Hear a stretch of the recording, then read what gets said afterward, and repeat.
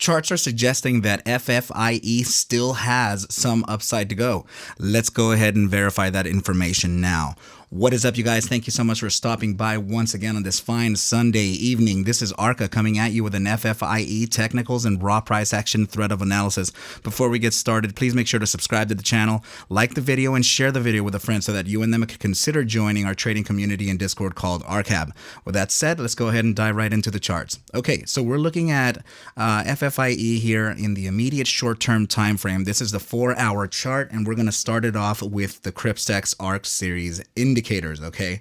So yes, I did say that I still see some more upside, but there is gonna potentially be a minor pullback, which is a great thing actually, so that we can reaccumulate some longs and continue on to that upside. Okay, so just to catch all the newer viewers up, definitely know that we're riding a descending broadening wedge here with which is this formation here.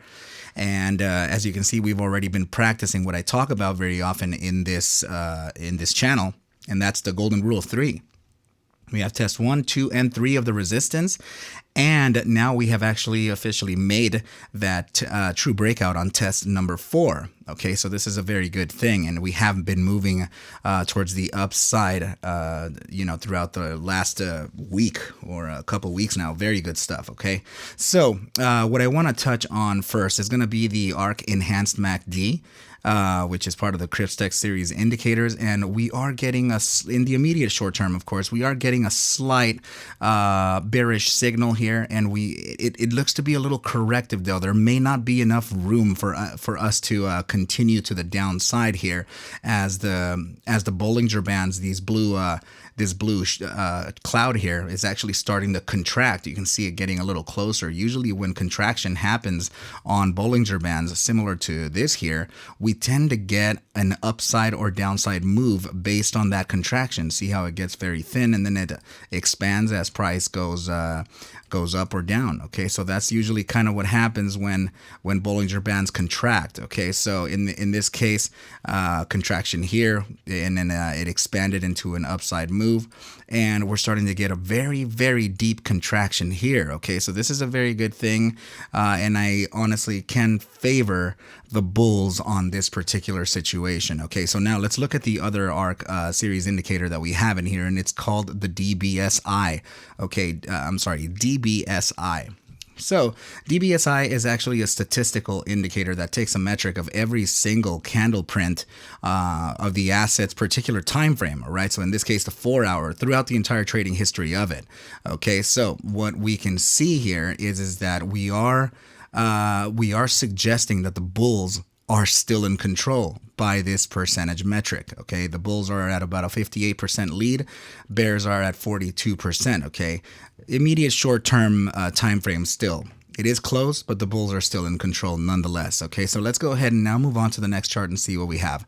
All right, so yeah, this is still what we're looking at here, is just in a smaller time frame, right? This is still that broadening descending wedge that we're looking at, but this is in the hourly chart. And the reason why I brought it up is because I'm just trying to catch up the new the new viewers. But the reason why I brought it up is because this broadening ascending wedge is usually a bearish signal and tends to have us capitulate towards the downside upon test number 3. But as you can see here, we have test 1, 2, we have test 3 here. We have test 4, and we still never failed it. So when we were at about this test here, I said to everybody that this is a very interesting setup, because this may actually be a very rare upside breakout out of a bearish formation. Okay, so this, in other words, this was actually a bear trap. Okay, so now the price has gapped up and moved along to the upside. Now, what is happening in the price action here though? There's something very curious within this structure here. Okay, so I'm going to show that to you now. Please take a look at this here. So this is called this is an ascending triangle. Okay, so ascending triangles, when they form after an upside, this is actually a bullish signal. It's actually a continuation pattern. That's what they kind of stand for. Continuation, why? Because it's going up, up, up, up, up. Then it builds the triangle accumulation phase and continues. Okay, so the downside that I'm looking at could potentially be to come back and test the triangle's support line right down here at about, let's just be very discretionary about this and see oh wow, those numbers are very small. Let's make them a little larger for those of you who are on the phone can see, right? So here you go. We can make a little bit of larger number there. And yeah, we could potentially come back and test that 6061, 6064, right around there. 60 cents still nonetheless, but at about 6061. Okay, so let's go ahead and now move on to the next chart, because these are bullish signals that we're covering and very, very good. Okay, so let's move on to the next bullish signal that we have here, and this is going to be the divergence chart. Okay, so divergence in trading is the opposition of price action versus momentum. And in this case, momentum represented by this indicator RSI, Relative Strength Index. Okay, so what we're looking at here are actually drives of regular bullish divergence, which usually happens when momentum is making a series of higher lows and price action is making a series of lower lows. Okay, so this is what you're looking at here. So in this case, we're looking at 1, 2, 3, 4, 1, 2, 3, 4, 5. Okay, so 5 drives total of phantom regular bullish divergence. So this is actually very good, and we're still suggesting upside per the daily time frame here. Okay, so this is looking very good. Let's go ahead and now open up a multi-pane so that we can gauge that true edge for the coming session. Okay, so yeah, so oh my goodness, you know what, I actually wanted to load these up as well. I'm sorry, you guys. Let me just go ahead and adjust these things. I set them up right before we started, and then they got unset up as we started here. All right, so just like always, we're going to start off with that 30-minute immediate short-term time frame. We're going to look at that bi-hourly. We're going to look at the 6-hour, also the daily. No, actually, yeah, since we already saw the 12-hour, we're going to see the daily. We're going to see the 3-day and the 5-day. Okay, so this is good stuff. So please don't mind these lines here, okay, because these lines are usually the ones that appear for the analysis on the 12-hour chart, and that's what I use just to show you the divergences that are kind of favoring the bulls, right? So we can keep it just nice and clean like this and move on with the analysis. So the immediate short-term time frame, 30-minute, okay, is suggesting a very limited upside for now. But remember, this is very short-lived, so this is likely going to be in the early session. Okay, so very short-lived upside. Okay, this is the RSI signal in purple, and this is the 14-day simple moving average in pink.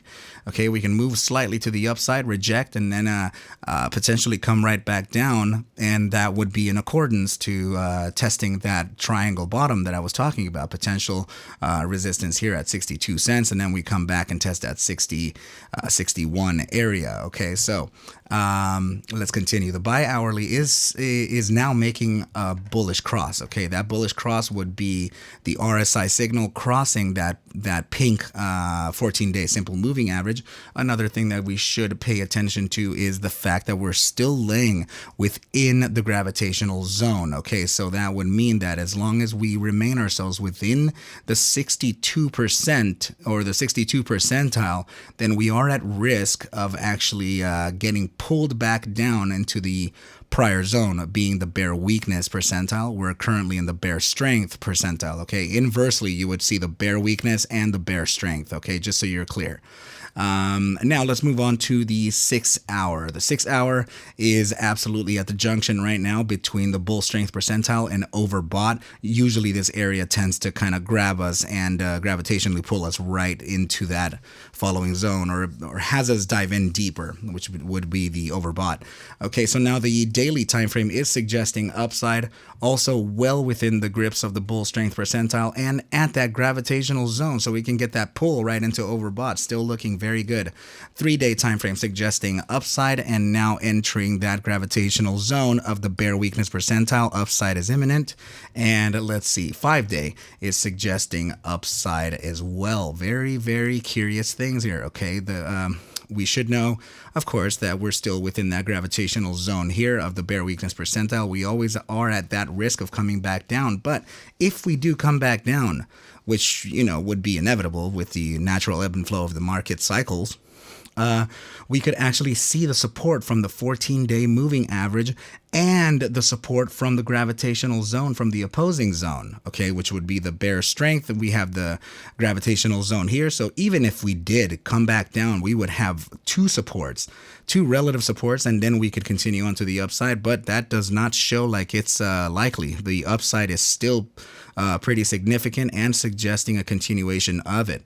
Okay, please know I'm not a financial advisor. Take whatever I do show and iterate within these videos as just a form of entertainment, as I cannot suggest for you to buy or sell any assets. I am just a normal dude here in the studio showing you my opinion as to what the markets are looking like, right? Okay, so I need you to do your own due diligence and everything will be just fine, okay, you guys?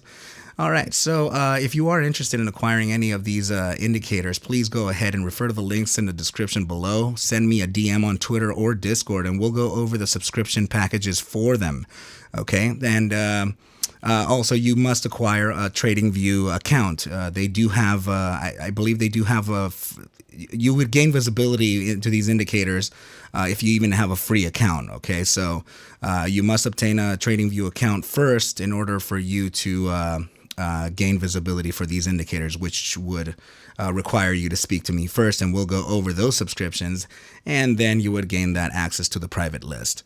Okay, you guys, but with that said, I wish you well, a very good night, and I will catch you at the bell mañana. Adios.